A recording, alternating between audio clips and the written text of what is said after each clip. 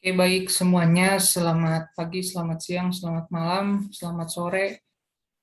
Assalamualaikum warahmatullahi wabarakatuh. Bapak Ibu sekalian, pada pertemuan kali ini di mata kuliah kebijakan publik, saya ingin memperkenalkan kepada teman-teman tentang teori-teori implementasi kebijakan publik. Nah, setelah sebelumnya mungkin teman-teman udah dikasih ya pengantar tentang apa sih itu sebenarnya implementasi kebijakan publik. Nah, hari ini teman-teman saya ingin memperkenalkan teori-teorinya yang umumnya teman-teman biasanya itu digunakan dalam teori, landasan teori skripsi. Memang khusus untuk program studi administrasi publik, kemudian juga program studi umum pemerintahan, implementasi kebijakan itu merupakan salah satu kajian atau studi yang menurut saya selama bertahun-tahun mengajar itu yang paling diminati oleh teman-teman mahasiswa. Banyak banget mahasiswa yang dari tahun ke tahun pasti ada aja satu dua yang meneliti tentang implementasi kebijakan. Nah, makanya untuk teman-teman di sini yang mulai belajar tentang kebijakan publik, saya akan mencoba memperkenalkan teori-teori tersebut supaya teman-teman ada gambaran, ada bayangan, kemudian juga ada referensi lah gitu. Karena begini teman-teman, umumnya termasuk saya sendiri teman-teman, ketika mau menulis skripsi, teori itu baru dicari pas mau nulis itu gitu. Udah semester 7, semester 8, baru kita sibuk sendiri cari-cari teori. Baru kemudian kita menentukan mau meneliti tentang apa. Baru ketemu misalnya ingin meneliti tentang strategi, baru kita pelajari hari itu juga tentang strategi. Nah, setelah direnungkan selama bertahun-tahun itu metode yang salah, teman-teman. Kalau memang teman-teman hendak meneliti skripsi, pada semester-semester sebelumnya teman-teman harus familiar dengan teori-teori yang cenderung atau acap kali digunakan dalam penelitian studi keilmuan Anda semua gitu. Nah, ingin meneliti implementasi kebijakan ya, teman-teman harus sudah mulai familiar dari sekarang tentang teori-teori implementasi apa aja. Teman-teman misalnya mau meneliti tentang evaluasi kebijakan, ya teman-teman juga harus familiar dengan itu, termasuk strategi, termasuk peran, termasuk apalagi ya biasanya evaluasi, peran, strategi, kemudian juga termasuk halnya gerakan sosial. Kalau teman-teman mau meneliti ya teman-teman harus familiar dari sekarang tentang teori-teorinya. Nah, jadi ketika mau neliti, teman-teman tuh udah siap amunisinya, teman-teman udah siap mau menggunakan eh, senjata seperti apa untuk mengarahkan target Anda. Gitu teman-teman. Nah, makanya untuk hari ini teman-teman kita akan belajar tentang teori-teori dalam implementasi kebijakan publik. Nah, saya pengen share screen dulu sama teman-teman. Nah, oke. Bisa teman-teman lihat di sini. Ini slide-nya akan saya share dan kita akan kupas satu persatu. Tapi sebelum itu teman-teman, saya pengen merefresh lagi seperti biasa. Saya biasanya kan teman-teman kalau habis UTS, kalau teman-teman habis kuis atau apapun itu, teman-teman kan fokusnya belajar ke materi UTS saja, materi kuis saja. Udah lepas dari itu lewat. Nah, itulah kelemahan belajar sistem kebut semalam. Jadinya apa? Jadinya dosen juga harus berpikir ekstra untuk membantu teman-teman mengulas kembali tentang materi-materi yang sudah dipelajari. Nah, ini yang sekarang saya lakukan itu sekarang memfasilitasi teman-teman yang cenderung selalu sistem kebut semalam dan lupa materi lama. Tapi nggak apa-apa, kita akan bahas dulu tentang implikasi kebijakan. Implikasi itu dampak ya, sederhananya dampak dari kebijakan. Yang pertama, implikasi dari kebijakan itu kebijakan publik dalam bentuk perdananya itu berupa penetapan tindakan-tindakan pemerintah. Jadi baik itu undang-undang, baik itu peraturan menteri atau permen, baik itu peraturan presiden atau perpres, baik itu TAP MPRS dulu, kemudian juga perda, termasuk di dalam juga perdes atau peraturan desa itu juga masuk dalam kategori kebijakan publik. Kebijakan publik pada prinsipnya atau pada bentuk perdananya berupa penetapan tindakan-tindakan pemerintah. Nah, kebijakan publik itu tidak cukup hanya dinyatakan, tetapi dilaksanakan dalam bentuknya yang nyata. Jadi nggak cuma disahkan, misalnya undang-undang tentang pemerintahan daerah nomor 23 tahun 2014. Udah aja habis disahkan tuh semua harus nurut, tapi harus diimplementasikan juga. Perda tentang kawasan anti rokok. Apakah ketika disahkan udah aja disahkan secara formalitas? Enggak, tapi harus ditegakkan. Satpol PP sebagai implementator, kemudian juga dinas kesehatan mungkin, kemudian dinas-dinas terkait itu harus terlibat semua dalam menegakkan aturan tersebut.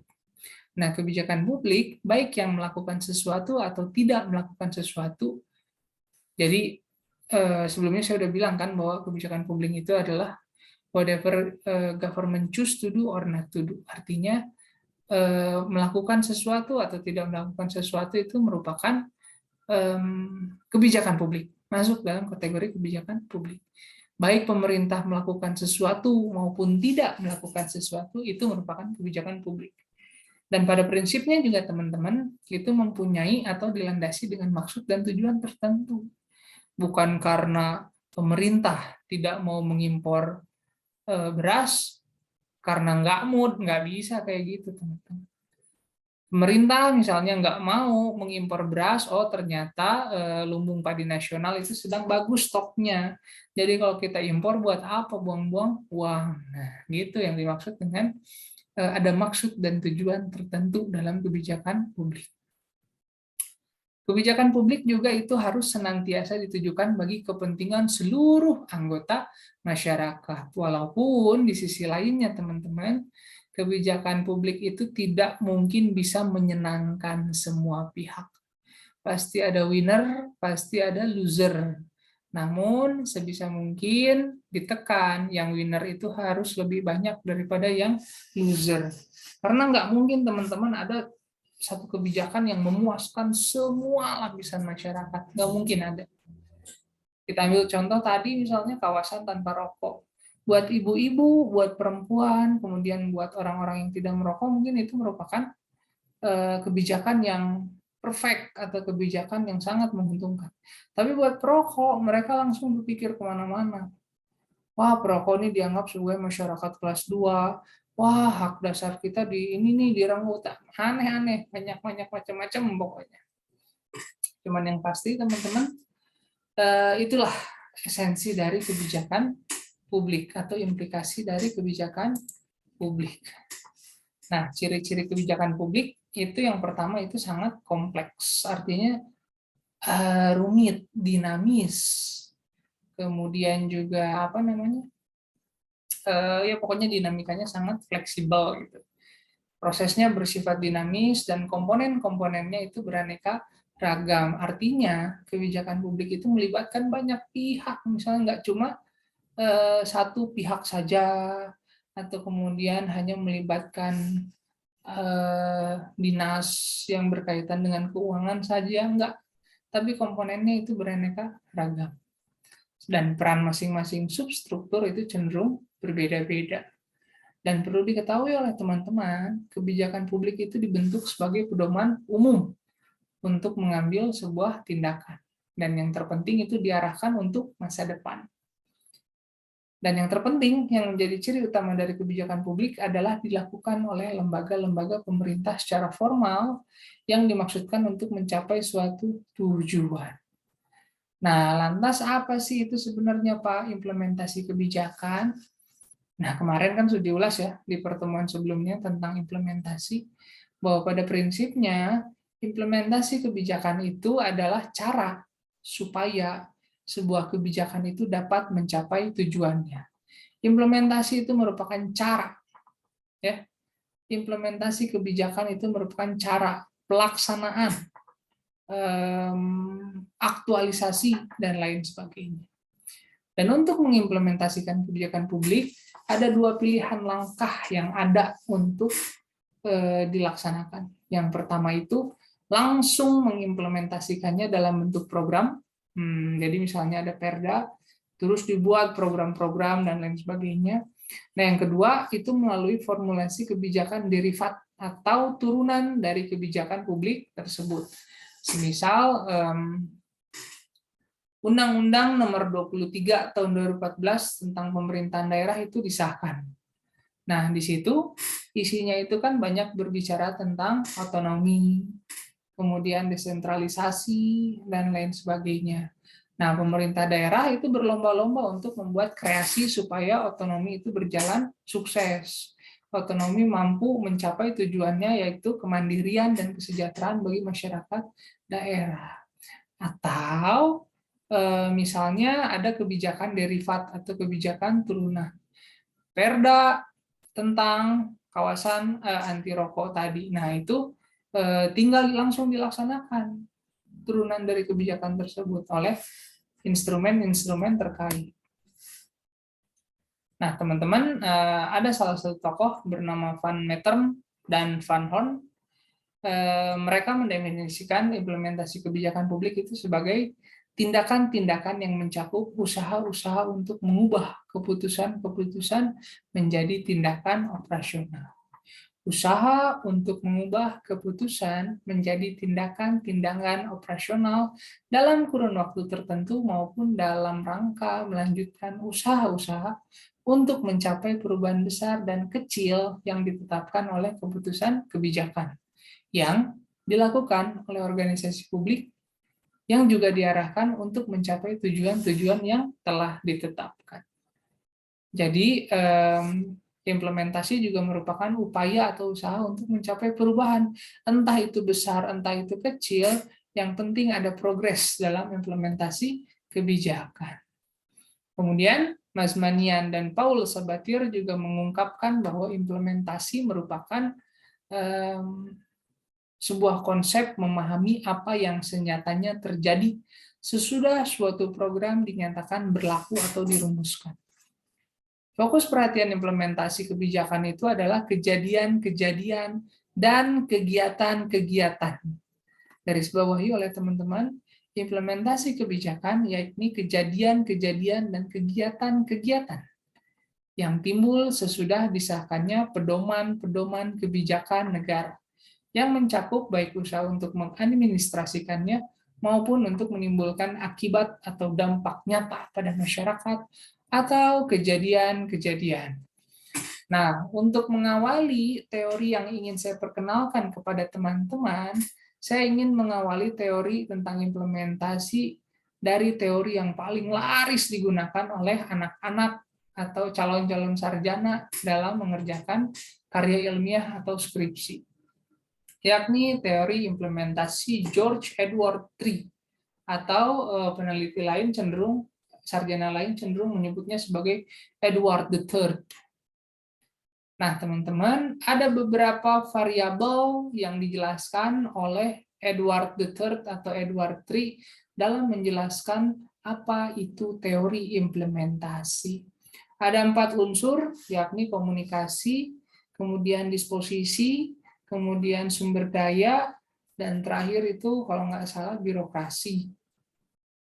Komunikasi, disposisi, birokrasi, sumber daya. Nah, itu tentang apa aja, Pak? Yuk kita bahas sama-sama. Yang pertama itu adalah komunikasi,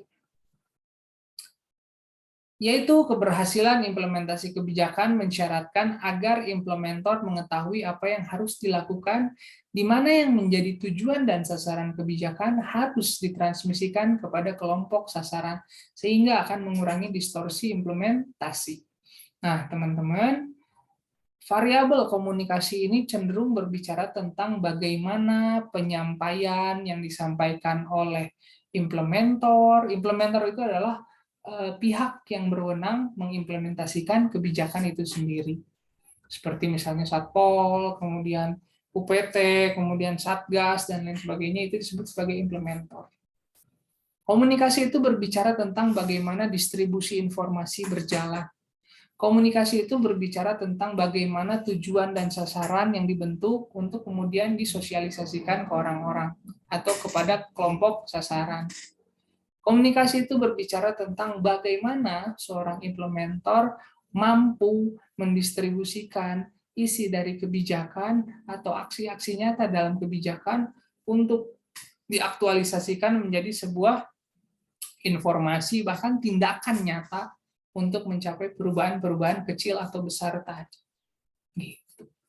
Nah, kalau misalnya deskripsi teman-teman, biasanya orang-orang yang menggunakan Edward III atau Edward III itu menggunakan variabel pertama atau pertanyaan pertama itu tentang komunikasi.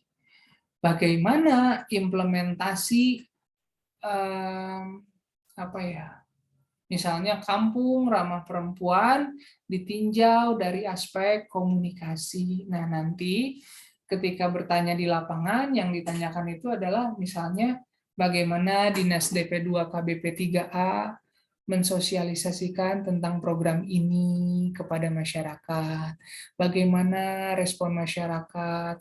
Kemudian media apa saja yang digunakan untuk menyampaikan informasi, bagaimana respon dari kelompok sasaran, apa sih sebenarnya tujuan dan sasaran yang hendak dibentuk oleh para implementer, dan semua yang berkaitan dengan komunikasi. Nah, itu yang dimaksud dalam komunikasi. Variabel yang kedua itu adalah sumber daya. Nah, artinya gini teman-teman. Berbicara sumber daya itu berbicara prasyarat. Salah satu prasyarat utama agar implementasi bisa terwujud. Meskipun isi kebijakan itu telah dikomunikasikan secara jelas dan konsisten, tapi kalau implementornya kekurangan sumber daya untuk melaksanakan sebuah program, maka implementasi itu tidak akan berjalan efektif. Sumber daya tersebut dapat berwujud sumber daya manusia, misalnya kompetensi implementor. Yang kedua itu adalah sumber daya finansial. Ini berbicara tentang anggaran maupun logistik. Itu. Jadi dalam konteks sumber daya itu yang ditanya itu oleh teman-teman itu tentang bagaimana kondisi sumber daya di sebuah instansi sebagai instansi yang resmi mengimplementasikan sebuah program. Apakah anggarannya ada? Kemudian apakah logistiknya tercukupi untuk misalnya menjalankan undang-undang tentang pengelolaan sampah. Nah, kira-kira truk sampahnya ada nggak? Kemudian TPA-nya ada nggak? TPU-nya ada nggak? SOP-nya jelas nggak? Dan lain sebagainya. SOP nanti di urusan lain. Tapi yang pasti urusan sumber daya itu berbicara tentang SDM secara fisik dan juga sumber daya finansial seperti anggaran dan logistik. Jadi sumber daya juga merupakan sebuah variabel yang harus dipastikan setelah komunikasi atau isi kebijakan itu telah dikomunikasikan. Jadi percuma kalau isi kebijakan itu dikomunikasikan dengan jelas dan konsisten. Kalau ternyata dalam pelaksanaannya, ternyata sumber dayanya jelek. Atau ternyata sumber dayanya nggak ngerti bagaimana cara mewujudkan program tersebut. Atau ternyata anggarannya nggak ada, atau mau mensukseskan apa kalau anggarannya nggak ada. Kemudian juga, ternyata logistiknya nggak ada, infrastrukturnya kurang ada. Nah, di variabel inilah teman-teman itu wajib memastikan tentang semua yang tadi dibicarakan untuk kaitannya dengan implementasi kebijakan. Ketiga, itu merupakan disposisi.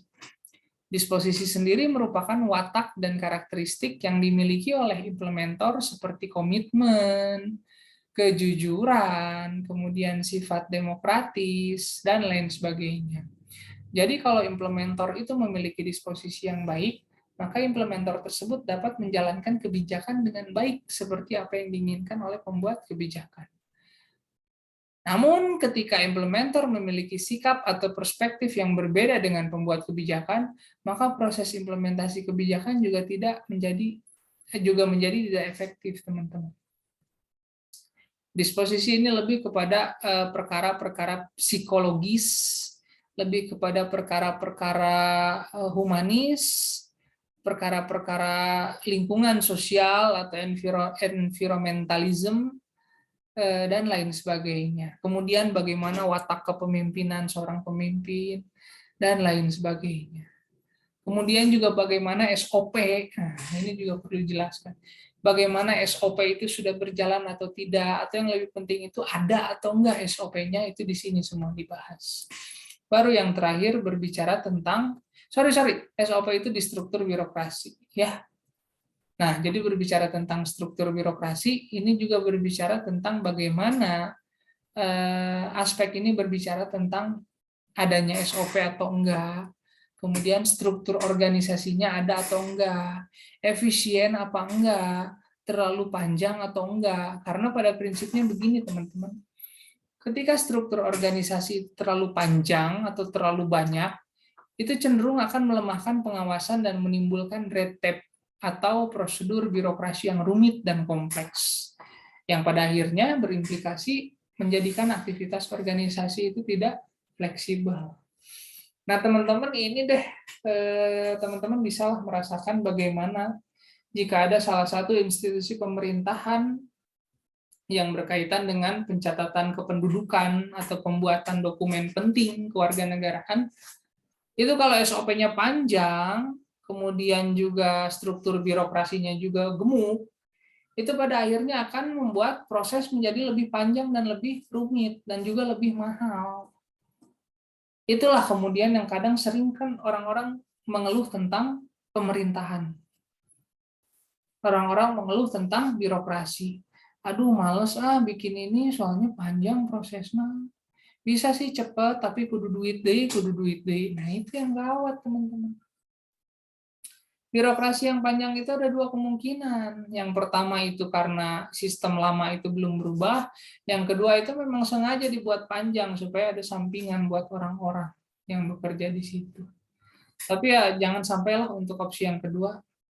Karena mau bagaimanapun kan ketika birokrasi namanya harum, kan masyarakat juga yang puas. Ya, jangan sampai birokrasi itu diisi oleh oknum-oknum atau orang-orang yang hanya mementingkan kepentingan perutnya sendiri saja. Jika terjadi hal seperti itu, ya terjadi seperti itu pada akhirnya. Sorry, rancu ya kalimat. Jika terjadi hal yang seperti itu, ya maka pada akhirnya kejadian-kejadian yang tadi digambarkan yang akan terjadi. Proses, prosedur jadi panjang, supaya orang tersebut dapat cuan, yang gitu-gitu teman-teman, yang membuat masyarakat dan pelayanan publik itu berjarak.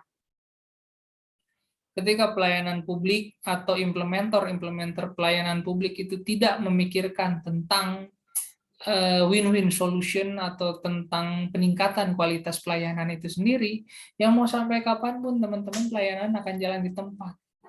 Krisis kepercayaan masyarakat akan terus tinggi kepada birokrasi pemerintahan. Nah, makanya alhamdulillah sekarang kan ada program-program seperti paten, atau kebijakan-kebijakan pengurusan birokrasi satu atap. Nah, itu brilian sih. Jadi teman-teman nggak usah berkepanjangan mengurus ini itu. Apalagi kan sekarang di beberapa desa di Kabupaten Bandung itu sudah membuat program masyarakat bisa mencetak dokumen pribadi sendiri seperti KK dan lain sebagainya di kantor desa. Jadi nggak usah dari desa ini terus ke kecamatan dulu, dari kecamatan data salah ke Dukcapil dulu. Kebayang teman-teman yang kecamatannya di Ranca Ekek harus ke Dukcapil. Di mana Dukcapilnya? Ke Soreang misalnya. Itu kan ongkos dan waktunya sangat-sangat luar biasa besar. Nah, jadi teman-teman, itulah mengapa struktur birokrasi menjadi penting dalam implementasi kebijakan. Itu teori Edward Tree secara garis besar. Jadi setidaknya semoga menjadi gambaran buat teman-teman yang misalnya mau meneliti tentang implementasi dan nggak mau ribet ya, soalnya teori Edward Tree atau Edward the Third ini kenapa paling banyak? Karena memang paling mudah dipahami satu. Yang kedua, sederhana variabelnya. Padahal bukan itu sebenarnya alasan menggunakan teori. Bukan mana yang paling gampang, bukan mana yang paling paling singkat. Bukan seperti itu alasan Anda memilih teori. Tapi disesuaikan dengan permasalahan atau identifikasi masalah. Kalau masalahnya cukup rumit, ya gunakan teori yang relevan dengan itu. Kalau misalnya Anda meneliti tentang implementasi kebijakan, misalnya kebijakan tentang yang tidak melibatkan struktur birokrasi aja, ya otomatis kan satu variabel akan ketinggalan. Jadi sesuaikan dengan kebutuhan dan juga dengan dimensi penelitian teman-teman. Itu baru satu teori. Banyak teman-teman, banyak banget sebenarnya teori implementasi. Cuman di sini saya ingin memperkenalkan teori-teori yang sering digunakan aja deh sama teman-teman sarjana atau calon sarjana. Selebihnya kalau teman-teman nggak puas, silakan teman-teman explore lagi tentang teori implementasi. Banyak kok, banyak. Dan nggak haram kalau teman-teman tidak menggunakan teori yang sedari tadi saya jelaskan. Nah, yang kedua ada teori dari Merrill S. Grindle atau teori implementasi Grindle. Nah, Grindle ini umumnya digunakan oleh para peneliti-peneliti dengan menggunakan metode kuantitatif. Tapi di UGM sendiri sekarang cenderung Grindle itu sudah bisa dikualitifikasi. Nah, maksudnya apa itu, Pak? Nah, silakan teman-teman ngobrol atau bertanya kepada dosen-dosen metode penelitian sosial di tempat Anda. Apa maksudnya dikualifikasi atau apa maksudnya dikuantifikasi gitu. Cuman yang pasti teman-teman teori implementasi Grindel juga merupakan salah satu teori yang cukup sering digunakan oleh para calon sarjana, khususnya sarjana administrasi publik dan sarjana ilmu pemerintahan. Nah, menurut Grindel, teman-teman, keberhasilan implementasi itu dipengaruhi oleh dua variabel besar. Yang pertama itu adalah content of policy atau isi kebijakan. Yang kedua adalah context of implementation atau lingkungan implementasi.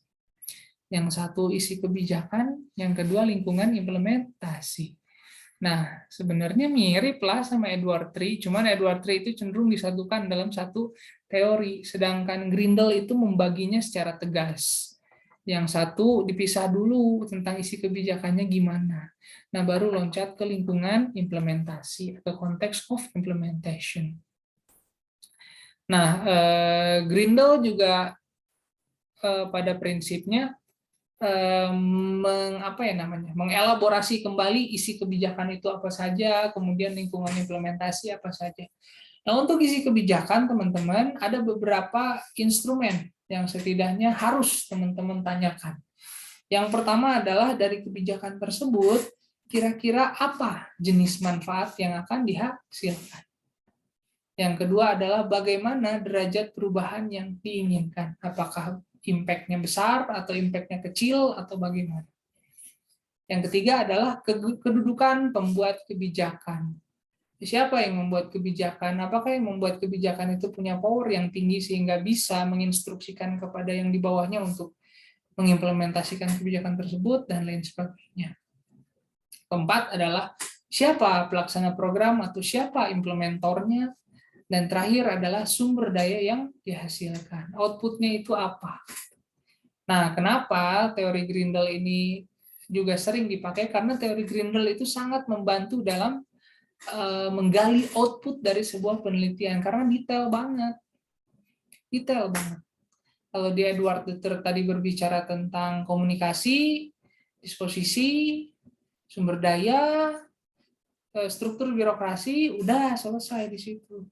Kadang nggak puas hasilnya. Tapi kalau misalnya di Grindel, poin-poinnya sangat detail. Isi kebijakannya aja dulu harus ditelaah. Nah, makanya kemudian kenapa Grindel itu cenderung digunakan oleh peneliti-peneliti dengan metode kuantitatif, ya karena ada beberapa hal yang harus diukur secara statistically. Gitu. Nah, selain itu, setelah isi kebijakan, ada juga konteks implementasinya. Konteks implementasi itu berbicara tentang A, bagaimana kekuasaan, kepentingan, dan strategi aktor yang terlibat. Kemudian B, bagaimana karakteristik lembaga dan penguasa. Dan C, bagaimana kepatuhan dan daya tanggap. Nah, ini lebih berbicara tentang aspek-aspek politis, teman-teman, dan aspek-aspek sosiologi dalam sebuah birokrasi. Gitu, makanya rinci dan detail kalau menggunakan teori Grindel. Tapi terserah teman-teman, karena memang orientasi peneliti itu kan beda-beda. Ada yang orientasinya pengen cepat, nah ada yang berpikir bahwa penelitian yang bagus itu adalah penelitian yang selesai. Ada yang seperti itu. Tapi ada juga yang perfeksionis yang menilai bahwa penelitian yang bagus itu yang metodenya, teorinya, kemudian outputnya itu menghasilkan sesuatu atau menghasilkan sebuah perubahan dalam sebuah situasi. Mangga itu juga nggak haram gitu. Ya, nah kalau misalnya teman-teman mau mengambil perspektif yang kedua, silakan teman-teman gunakan teori Grindel. Memang kadang ada saja kendalanya seperti lama atau kemudian apa, tapi ketika teman-teman sidang mau melotok nanti karena sudah tahu sampai baut-bautnya permasalahan itu. Dan puas ya puas karena teman-teman itu orientasinya itu mengetahui semuanya bahkan menghasilkan perubahan untuk instansi yang teman-teman teliti.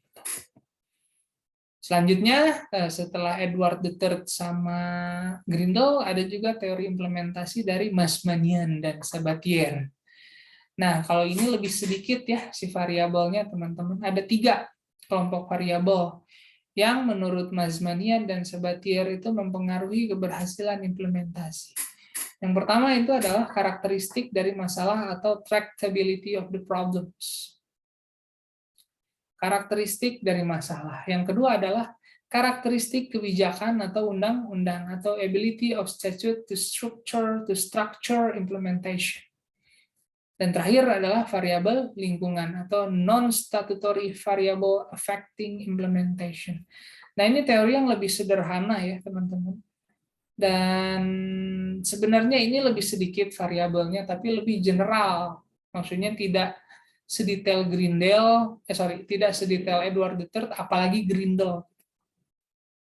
Kalau Edward III itu 4, tapi cukup general untuk mengkaji permasalahan. Nah, kalau ini lebih general lagi, lebih abstrak lagi, variabel-variabel yang diberikan oleh Masmanian dan Sabatier.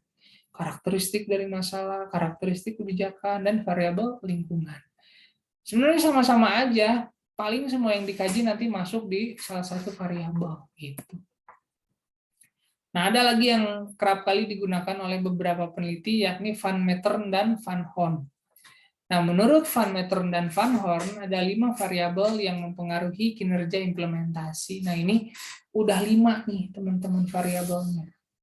Dan sebenarnya juga mirip sama Edward III kok. Yang pertama adalah sasaran kebijakan, yang kedua adalah sumber daya, yang ketiga adalah komunikasi antar organisasi dan penguatan aktivitas, yang keempat adalah karakteristik agen pelaksana, dan terakhir adalah kondisi sosial, ekonomi, dan politik. Nah, ini hampir mirip Van Meteren dan Van Horn itu dengan Edward III. Cuman Van Meteren dan Van Horn itu cenderung menegaskan variabel kondisi sosial, ekonomi, dan politik. Jadi aspek sosiologis, aspek ekonomi, aspek politis juga digarisbawahi secara tegas oleh Van Meteren dan Van Horn. Nah, biasanya teman-teman Van Meteren Van Horn itu cenderung digunakan pada tataran